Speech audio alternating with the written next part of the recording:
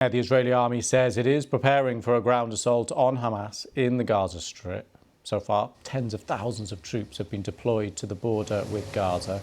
Israeli Prime Minister Benjamin Netanyahu says that they will crush and destroy Hamas, which launched the attack on Israel on Saturday.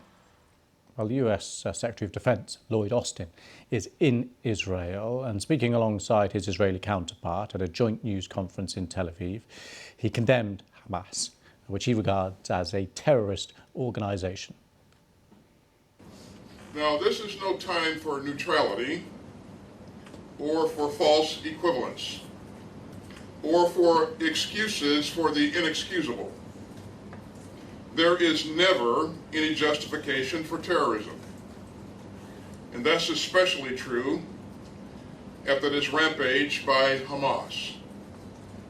And anyone who wants lasting peace and security for this region must condemn and isolate Hamas. Hamas does not speak for the Palestinian people or their legitimate hopes for dignity, security, and statehood and peace alongside Israel. As a former commander of Central Command, the deliberate cruelty of Hamas vividly reminds me of ISIS.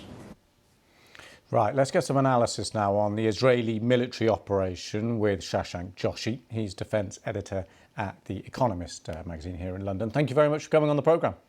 Good afternoon. So this idea of a ground invasion soon, firstly, do you think it is coming soon? And what are the chances of achieving its aim of destroying Hamas?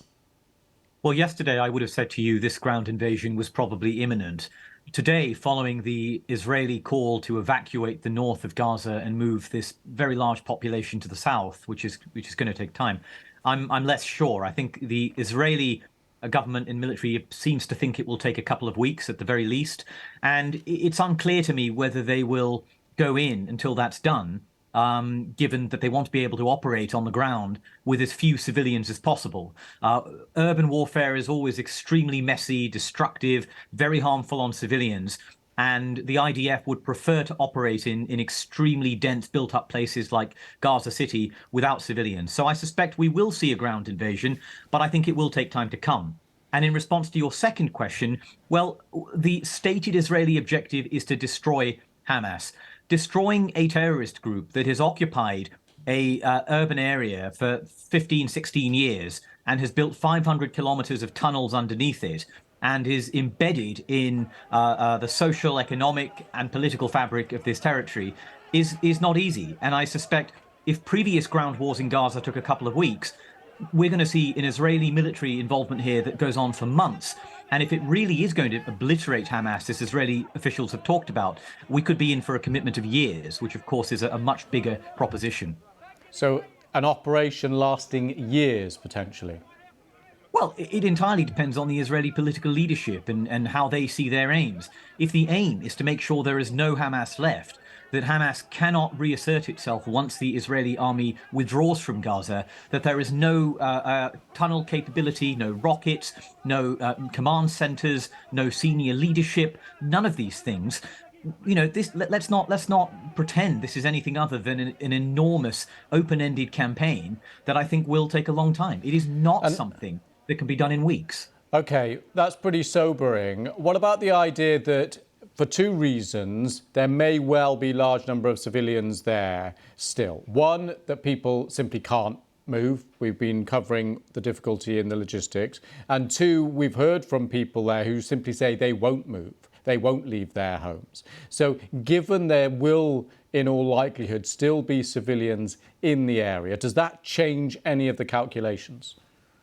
Well, Israel will be aware that the greater the civilian casualties, the greater the impact on their international reputation, including in Europe and particularly in America, where they need American political support.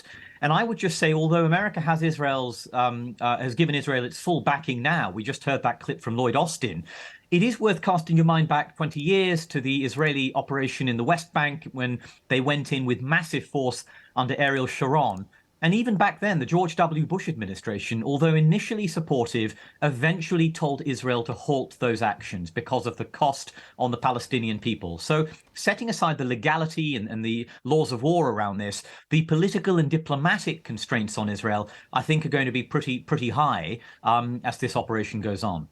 OK. Shasha Jangshi, thank you very much for your analysis. Thank you. Thanks.